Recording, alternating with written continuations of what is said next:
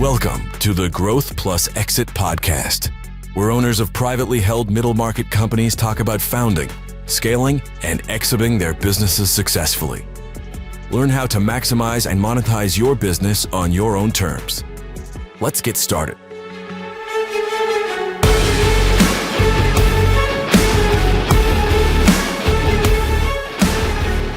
Hi, I'm Susan Carney, the host of the Growth and Exit podcast, where middle market owners, CEOs, and experts tell their stories about finding, scaling, and sometimes selling or transitioning their businesses.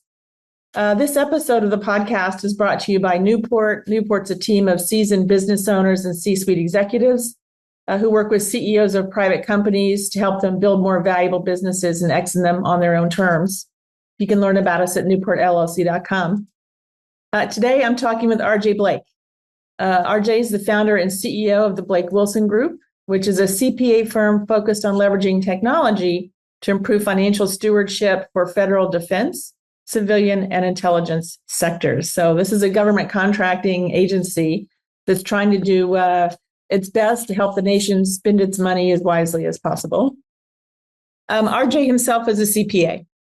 He wore the uniform for a number of years before exiting the military, practicing in Big Four accounting, and then founding the Blake Willson Group. So as RJ says to me, he's gone from boots to the boardroom over the course of his adult life and career. So RJ, welcome. We're so pleased to have you today. Yeah, thank you so much. It's certainly an honor and privilege, and think highly of you guys over there at Newport and appreciate the platform and time to talk. Great. So I want to start with a little bit of professional talk here.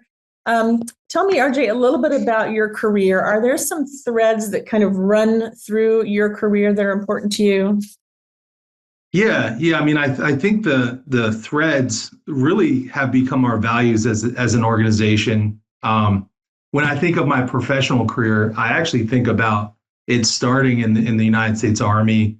And I had the fortune of being at 10th Mountain, which is a light infantry division, and ended up in combat and deployments that shaped me in ways that kind of defined the value sets that we live by here today at Blake Willson Group. And that is not just me. There have been other senior leaders that have kind of added to that. And so we call it sledding, but it's the biggest there, and no one's more important than the other, but it's service to others, leadership, integrity, diversity, dependability, and grit. These are things that when we defined and told stories of the best about Blake Willson Group, the best of our people and our experiences, largely driven by me as the founder to start. Mm-hmm. It was those values and those threads just consistently drive who we are, what we do, and I think what's the best about us as a differentiator.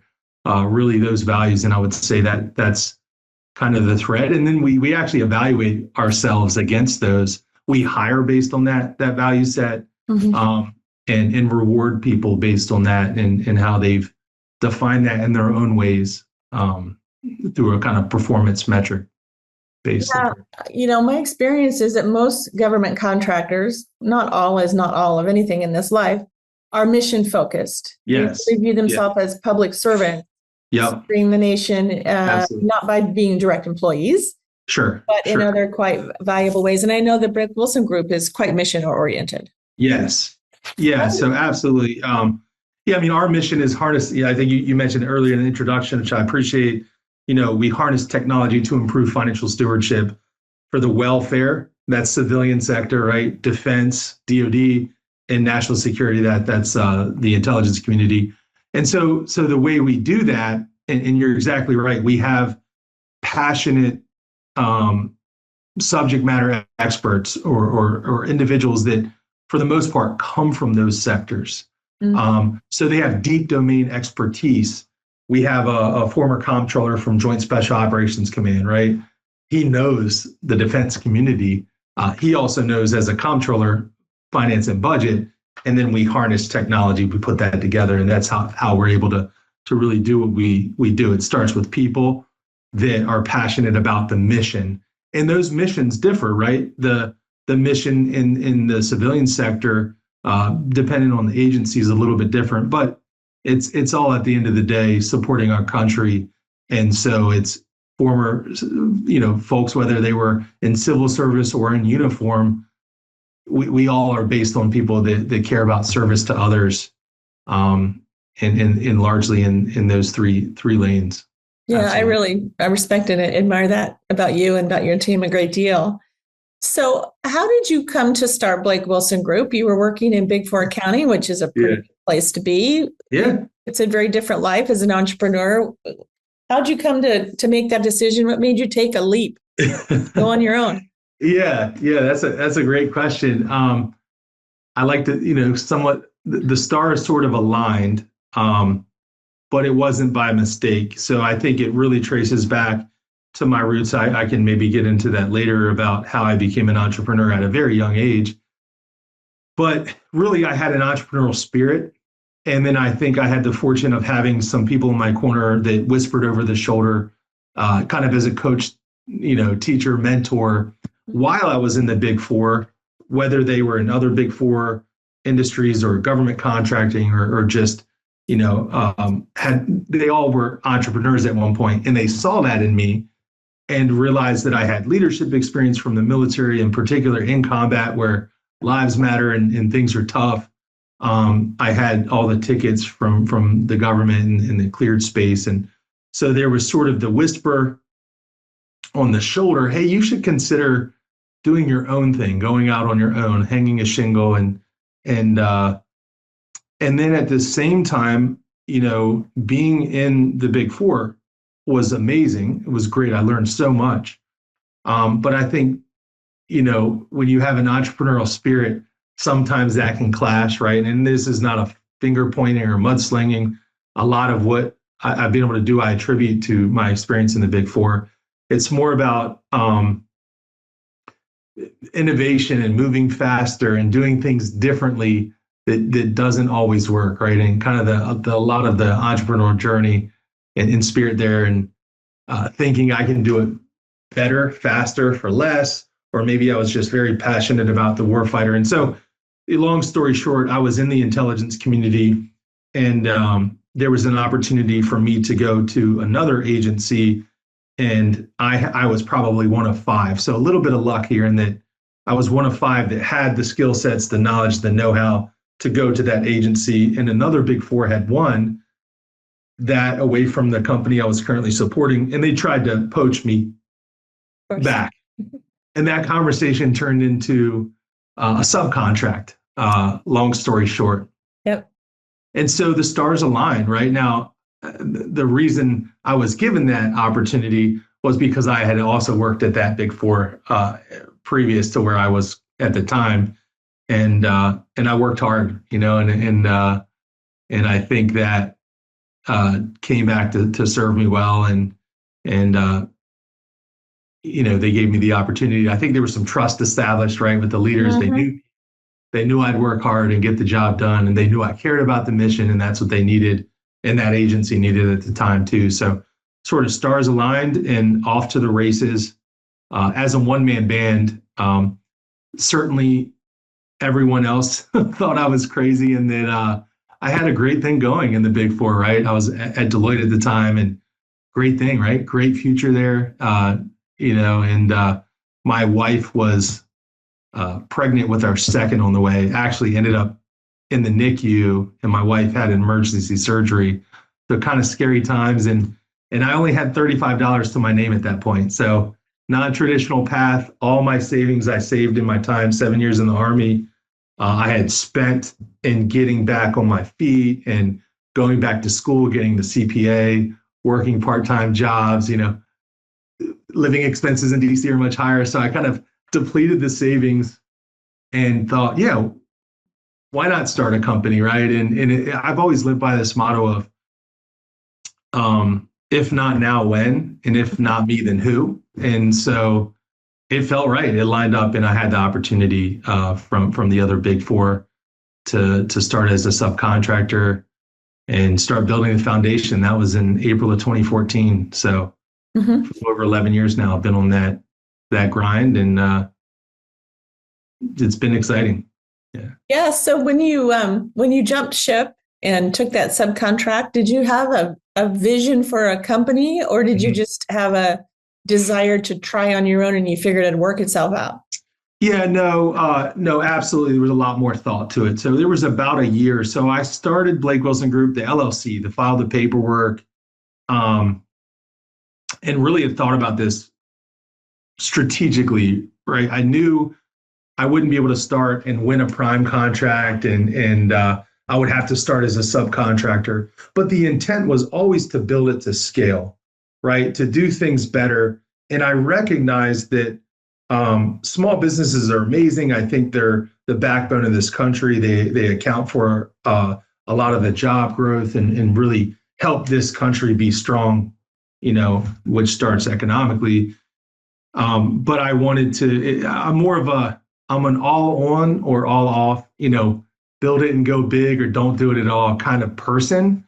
And so I did take some time to think strategically behind, okay, I'm going to need a handbook and think about HR and get smart on contracts. And so there was a lot of reading and planning and thinking. And I probably attribute that to my time in the military too, right? Before, it's life and death in combat. But, for those reasons, you value planning and being strategic and bending the ear of those who've been there before to ask what you need and what you don't. And you realize so many people out there are willing to help if you just ask, right? And building that village and tribe mentality, I was very fortunate too with the mentors and other folks who had been there and done that before to kind of suggest, hey, you're going to need to think about your infrastructure, and you can't do it all at once. You got to start from zero. And so how do you get there? And so still, I learned a lot of lessons along the way after 11 years. Goodness, it's been a roller coaster ride. But yeah, from day one, it was, build a business that is sustainable, that is good. It's always build something that matters and that can take care, not just me, but other senior leaders and people that can come and have a place to call their home, to not just build something that matters, but have impact and do good things. And you can't do that as a super small mom and pop shop. Yeah, and it seems like 11 years on, you've done a nice job of building a sustainable business with a strong leadership team and a good client base of folks that really appreciate the work that you do. So. Yeah, I certainly think so, and appreciate you saying that. Yeah. Yeah. So let's talk about some of the zigs and the zags. Everybody's entrepreneurial journey includes some near-death experiences and some mountaintop singing. And, tell me a little bit about some of the tough times, some of the challenges, some of the transitions the company's been through and how you handled those. Yeah, absolutely. I mean, I'll try to start from the beginning here, but I mean, just off the top of my head, in just the last 5 years, a lot of businesses have, COVID, and now you have Doge. But kind of from the beginning, the struggle to start, and something that I always tell new entrepreneurs is to, with the will, things can be done. You just have to plan carefully, be strategic and thoughtful. Then you got to work hard. But, the beginning, the issue was cash is king, cash flow, the cart horse game of, okay, I'm going to start myself and I'm going to have to bill a ton, right? Just as much as I can from a T&M standpoint. I had a lot of personal challenges. Unfortunately, I come from a background we can get into later maybe, but my older brother was getting incarcerated. Unfortunately, my mom was going to hospice. My brother had 3 kids. I had a second on the way. There was all these personal challenges, right, which were very difficult. And I found that's life, right? All humans struggle. Yep. And so balancing that's just my story. That was very difficult, but I believed in the company. And so it was just taxing from the number of hours I had to put into the company in the first 5 years, because it was me, right? I'd go bill on the client site because I couldn't get a loan. I neither here nor there, but I didn't have money and I didn't have financial backing. I was able to, what possessed me to ask for this was just thinking, I'm going from a paycheck every 2 weeks or twice a month to maybe a 60-day to get started. How can I help with my cash flow? So I negotiated net 15 payment terms, billing twice a month as a subcontractor. And I to do that, I shaved my rate down. So I said, hey, how about, I'll come down, I don't know, $5 or $6 an hour if you let me do this, or maybe I did more. I can't recall at this point, but it worked. And we negotiated it. Now, once we grew to 5 to 10 people on that subcontract, we renegotiated. They're like, hey, we can't do that anymore. Let's go to net 30. But that was the beginning, was just cash, right? And not having a line of credit, getting the cash, that game of, you got a 60-day turn, you got to pay people day one, but then you don't receive the cash for 60 to 90 days, and being very thoughtful with the terms and conditions on the contract, the subcontracts, and being very frugal with the dollars, right? I see so many companies, and I was close to being a victim of some of the, you gotta, we use QuickBooks for 9 years, and we could have gone to some of these very expensive systems where, like, you got to have this as a GovCon, and we certainly made some of those mistakes in various ways of thinking we needed to spend a lot of money to be a government contractor, but you often don't. That was the challenge in the first 5 years. I think in the second half of the company's history, it's been COVID was certainly difficult and scary for various reasons. I think largely the talent pool that's willing, as a defense and intelligence contractor, you have to go on site, right? And you got to be in SCIFs, and that's scary, especially in the early days. No one knew, and people are dying, and then there's all these debates, and there's division, and politically, and it's very difficult to try to stay middle of the road and say, these are our values, this is what we live by, all people are welcome at the table.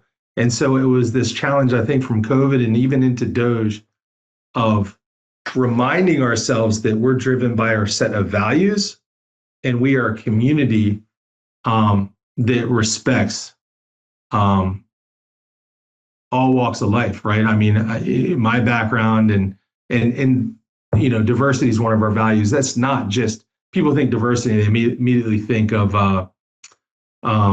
race, creed, religion, or these like kind of talking points that are hot. It's everything.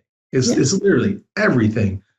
We have a lot of veterans in this space, but it's diverse ways of thinking and backgrounds. And we have people with degrees that maybe started in history, or we have school teachers that, have had amazing careers, whether they retired and then kind of, came into this space, technologists as well. And so just figuring out how, as we kind of put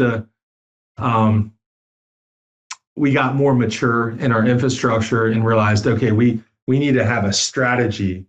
We need to, cultivate and harness, an enthusiastic culture, and kind of define our value set and our mission, and get everybody on the boat rowing in the same direction with that passion that drove us when we were smaller, right? It's easy when it's just me and my passion, but how do you get a group of people together and get buy-in, right? Because I don't believe in ruling with an iron fist, or this, we were joking earlier, just about, I'm not a dictator here, right? We want to influence. And I think that's the difference, right? You can lead by power and demands, and some leaders do, and some are, you could say, effective. I would disagree. I think, or you can lead by influence. And I think that starts with defining who you are, as an organization and saying, hey, this is our community, this is what we're about, this is our culture, this is our mission, and here's how we're trying to go. Here's where we're trying to go, and this is how we're going to get there. And I believe in what gets measured gets done.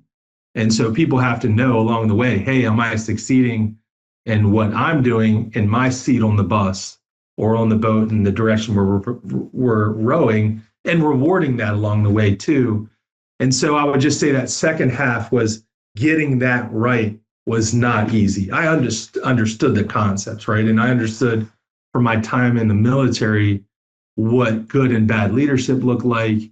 And you have to have followership. I wanted to build something that matters, and getting the right leaders in place, and that kind of delegating and elevating as we matured and grew. We grew really fast between 2019 and even now we're still growing.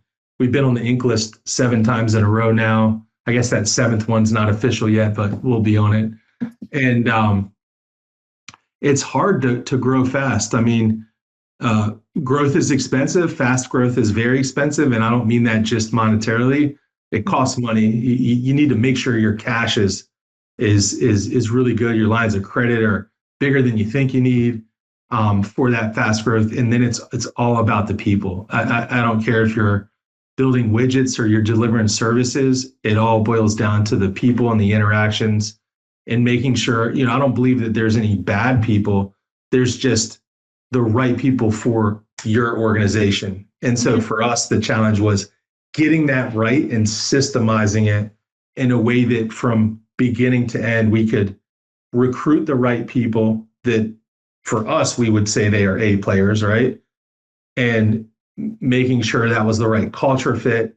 We had then the right incentives and HR policies and initiatives and programs in place to keep that culture enthusiastic, which from that, I believe innovation is just born. You don't even have to do anything. It just happens. And then the clients and the customers love you, and it's because you're doing things that matter and you're helping them. And then they're happy to pay, right? And that leads to sustainable profits, which allow you to then fund growth. Because again, and I know you've experienced this and seen this, it's expensive. Right. Growth is expensive. And so you need those sustainable profits. And so that last half has just been the growing pains, the growing pains of building the right infrastructure and organizational chart with the right people in those seats. And we're constantly stretching the limits and the boundaries as we grow and double in size again from last year to this year. We might need to play, shift some seats around, right? That seat that was great for that person might not be great anymore. And even for myself, trying to hold myself accountable to say, a CEO of a 50-person company is very different from 100 or 500, right? And the skill sets and the things you need and the leaders that you need, and just the programs and initiatives and incentives, they change and they expand, and you got to change with it. So just staying smart and being flexible and willing to adapt and overcome and just recognize and reach out for help, I think, was what has allowed us to navigate through those growing pains. Mm-hmm. Yeah. And so you're kind of leading to my next question. You talked a lot about the business and the transitions that it went through. I can surely tell that your CPA background came in real handy. Absolutely. In doing that, among other things. But I'm also interested in you as a person, as a professional, as a leader, and the transitions that you had to go through in your leadership, in your perspectives, as you built the business and the team got bigger and the customers got bigger and the dollars got bigger. How have you transformed? Oh goodness, it's been so much. I mean, in a couple ways, I started the company day one with a vision to grow. I never had an issue with control and a desire to micromanage. Mm-hmm. But there was a lot that I had to learn about respecting the complexity, for instance, of my knowledge and know-how and experiences. The way that I would see or do something might not be apparent to one of my leaders in the company, whether they had an entrepreneurial spirit like I did or not. And so I had to learn how to slow down sometimes and say, okay, wait a minute, I need to respect the complexity of my decision-making skills and either try to systemize it and then coach, teach, and mentor, or continue to take that on, right? Mm-hmm. Not kind of, was it Jim Collins talking of like passing the vine, or maybe that's the EOS model or one of those books and systems out there. Realizing that there was that sort of balance. And so, and I guess the other piece to this was, I started out, even from childhood as sort of a rebel. If someone told me I couldn't do something, I'd prove them wrong. and there's something to be said for that mentality, that entrepreneurial spirit that just, we think we can do it better, and we're going to go set off on a course in this hero's journey to do it better and save the world or whatever we have. And it leads to some amazing things, whether it's inventions or all the innovation that's occurred in this world, often was driven by that maybe rebel mentality. That is not always great. I think once you build to a level of maturity, where you need an HR department and you have programs you need to put in place and incentivize people. And it's just going from like a small speedboat where you can kind of zip around to like a bigger ship where things take time and you need to be patient. And so I'm not always the most patient person, but I've learned to trust my leaders. I have great people, right? Like, I'm very fortunate. I don't think by my own doing, I think I'm just fortunate and, had good people, and they attract other good people, and doing something that matters and getting the people with the same belief structure obviously is part of that. But just, am I answering the questions here? Yeah. I got a lot of thoughts within this.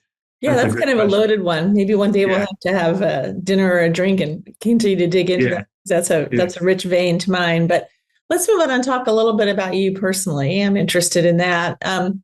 RJ, where were you raised and what was it like where you grew up? Yeah. So I was raised on the Eastern Shore. So you got Virginia, Maryland, and Delaware kind of all touch and come together in that point on the East Coast.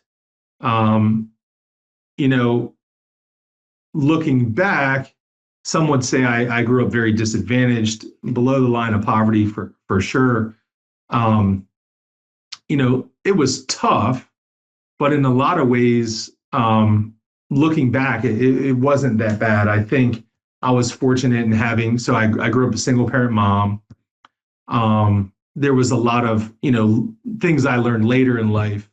Both of my parents had sort of either my dad was an orphan and grew up in very poor Appalachia area.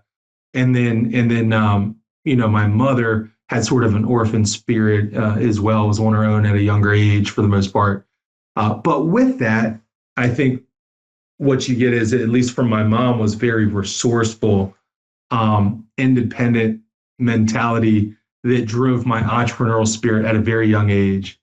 So it was this sense of pull yourself up and figure it out, and you can do it. And the rebel mentality in me that I was just born with didn't listen to the naysayers. So growing up below the line of poverty, there's a lot of sadness. There's a lot of alcohol abuse and drugs and all these things that obviously people lean on because times are tough and life's hard.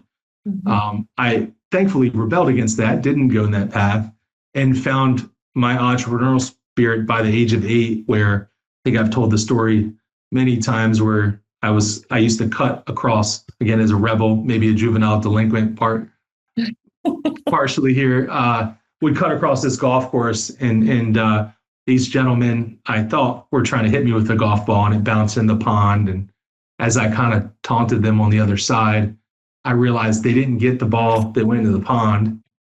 They just dropped a new one and kept playing. And I thought, how much does a golf ball cost that you could do that, right? We didn't have money. I would scrounge money from people's couches, and every payphone I passed when we had those, and vending machine, I'd look for change.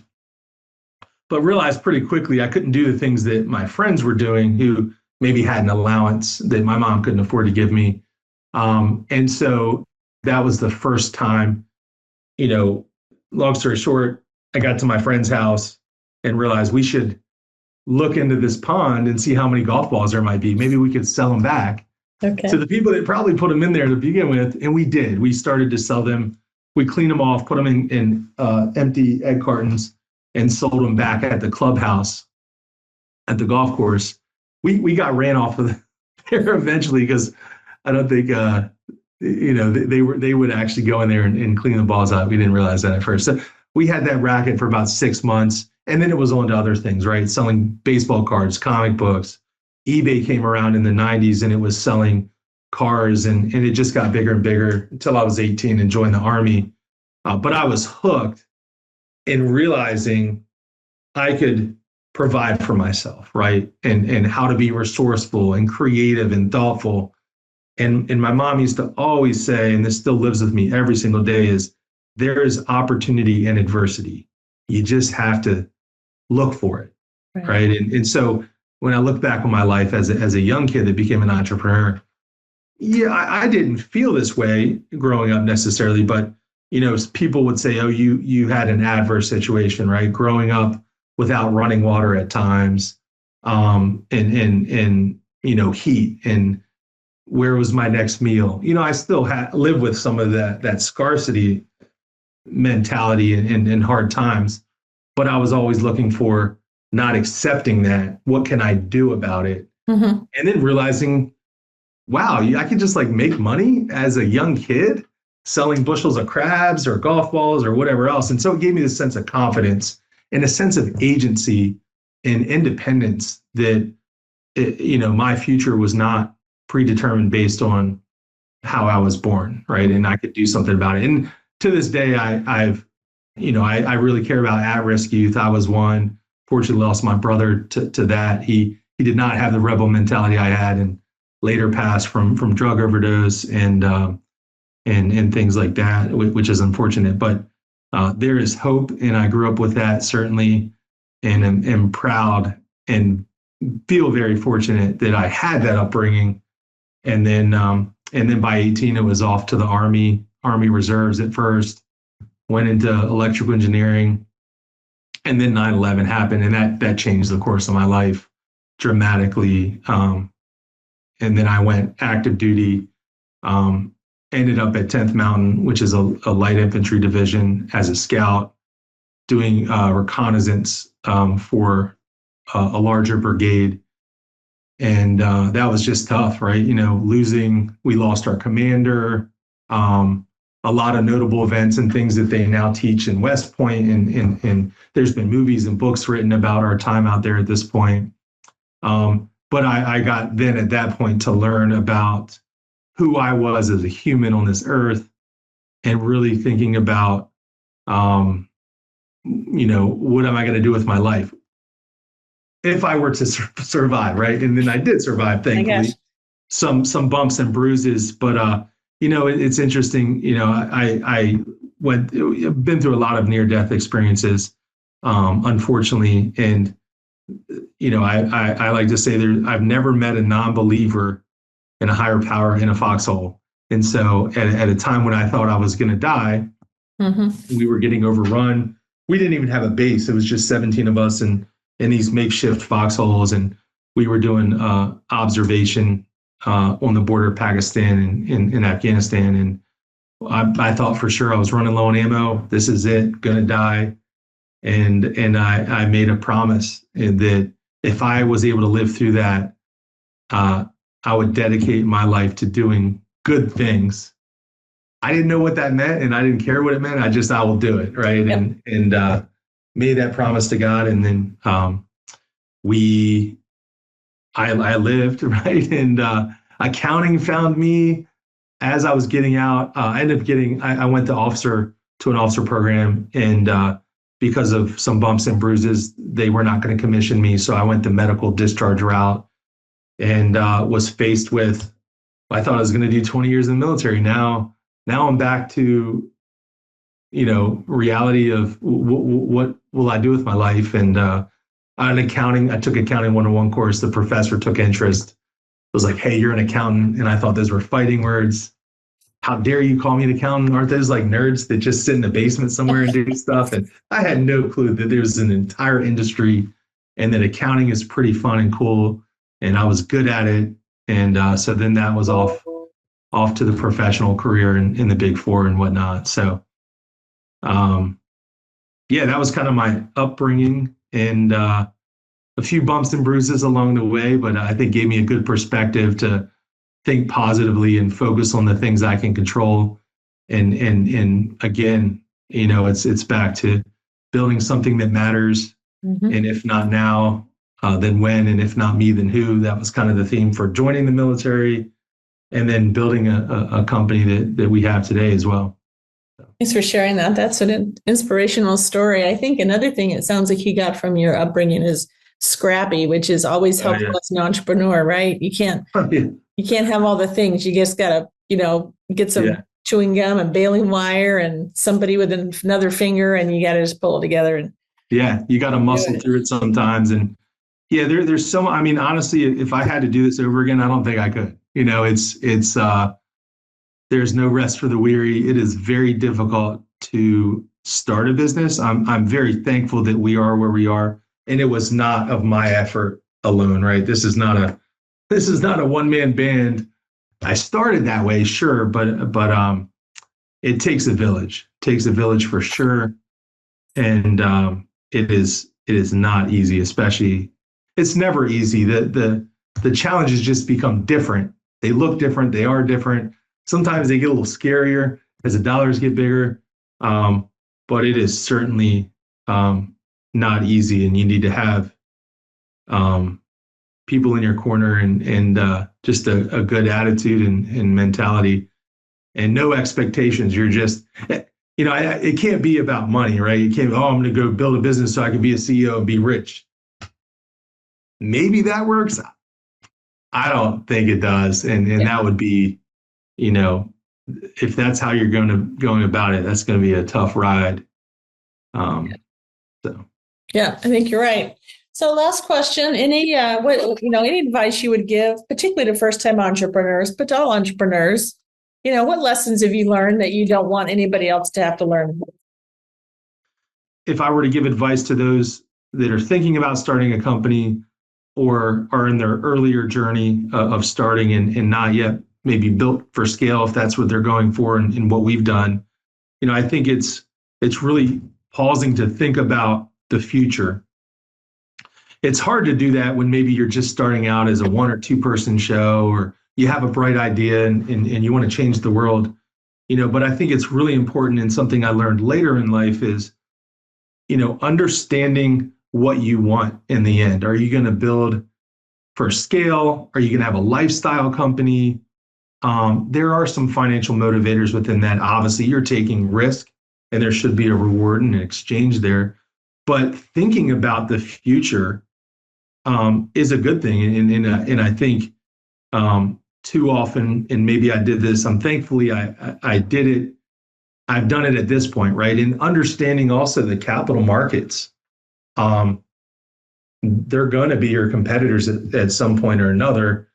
And so even if you don't want to build a company and do M&A and sell or merge, they're going to be your competitors some way, shape, or form. And so understanding the capital markets and how that works, and then I think defining, the basics. What are your values, and what's your value as an organization? If we're going to build a scale and have multiple employees, what are they joining? Who are you? What's your why? What's your story? What's your value proposition? I think a lot of times people rush into business and they don't really think about what is the true value proposition.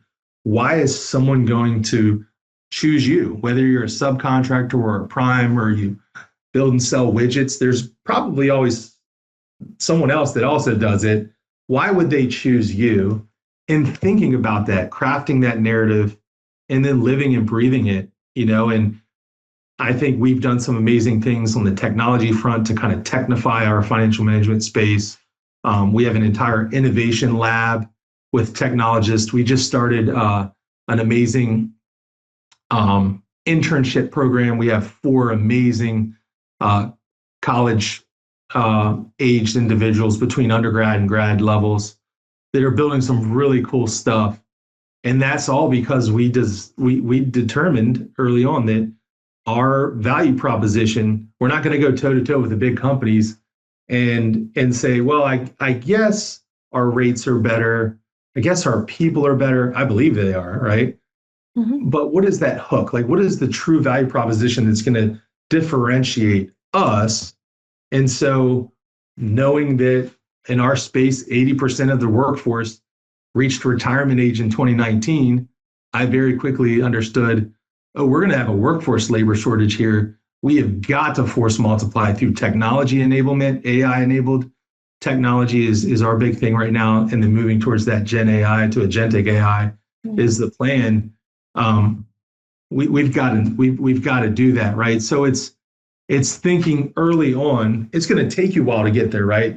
Those are big dollar investments that we have today that I would have never been able to afford 5 years ago. But I think having that mindset that I sort of maybe developed later than I wish I would have, looking back, is just, what is your value proposition? What is your differentiator? Why would you hire you if you were where you want to be in 10 years from now or 5 years from now?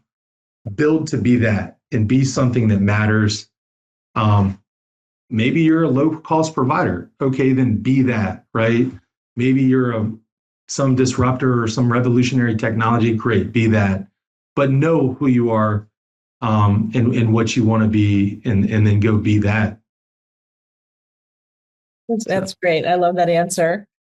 So this is the Growth and Exit podcast. I've been talking with RJ Blake. He's a first-time entrepreneur and a quite successful one. A co-founder and CEO of the Blake Willson Group, a board director, a public servant, a dedicated public servant. We thank you for all of that, RJ. Any last thoughts before we say goodbye? No, just appreciate the time.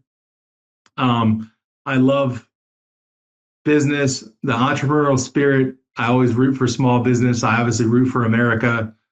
I think it's great what you guys are doing over there at Newport as well. I appreciate the encouragement and the support, the advice. And thank you. Thanks to you too. See you soon. Awesome. Take care.